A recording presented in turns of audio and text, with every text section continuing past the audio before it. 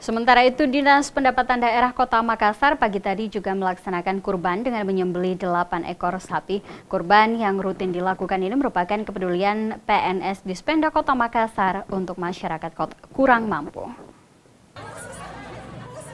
Jumat pagi 25 September 2015, sejumlah masyarakat mengantri menunggu giliran untuk mendapatkan daging kurban di Dinas Pendapatan Daerah Kota Makassar, Jalan Urip Sumoharjo.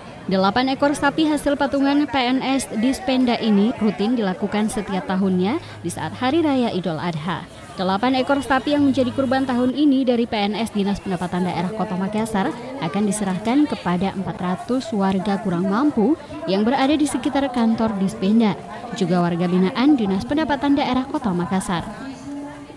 8 ekor murni dari karyawan-karyawati dan staf. Berarti dan sudah 3 tahun ini kita adakan. Sudah 3 tahun.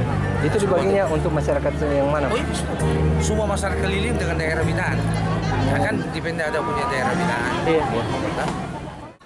Di hari H+1 Lebaran Idul Adha, sejumlah masyarakat memang masih banyak yang menyembelih hewan kurban.